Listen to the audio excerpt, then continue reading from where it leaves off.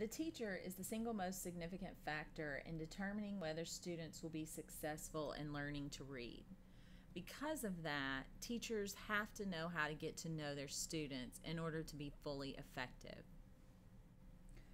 John Rass coined the term reading students, and this term actually means teachers are able to be sensitive and infer what students need and what their interests and motivations are.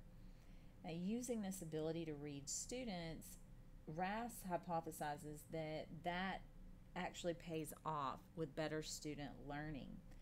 Some ways that you can read students would be in understanding present instructional levels, and then being specific about the skills that the students need to work on, being aware of backgrounds and culture, attitudes and interests, being able to then translate your observations into knowledge and apply that to instructional changes is the key. Informal interest inventories are one way to get in touch with your students and understand their interests and their motivations. These informal interest inventories are questions that are designed to learn this information from your students. They can help you in suggesting books that your students might want to read, compiling your classroom library. Also, knowing about your students' cultural differences demonstrates that that's something that's important, and then that translates as meaning that the student is actually important.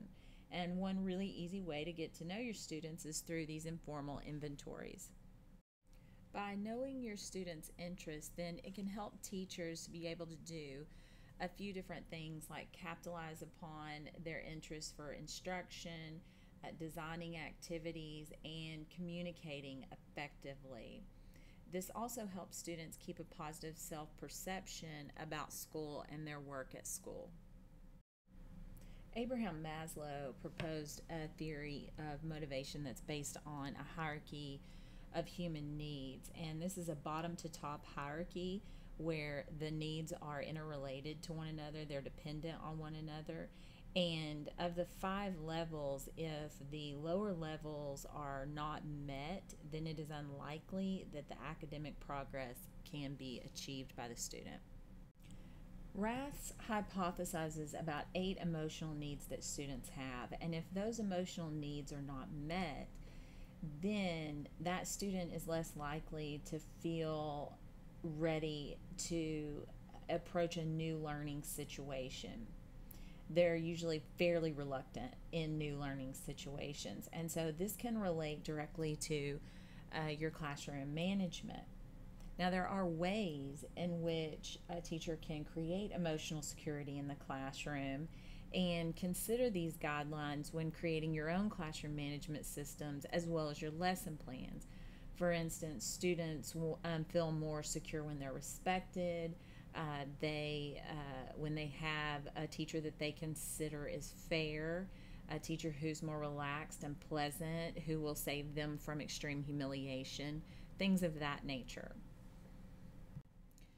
When looking at instructional needs, the very first step is to assess a student's instructional level. And this helps us understand the match between the difficulty level that a student can read on and the materials that we are using in our curriculum. There are 3 functional reading levels: the instructional level, the independent level, and the frustration level. Now, the independent level is in some ways an easy level for the reader. This is the highest level that the student can complete the reading with no support from the teacher. The instructional level is when the student can complete the material but does need some support. There is some challenge here, but it's not too difficult. This is really a teaching level. And then the frustration level is the lowest level that the student cannot handle the material. And this level should be avoided for instruction if at all possible, because the student will not be able to feel any success at this level.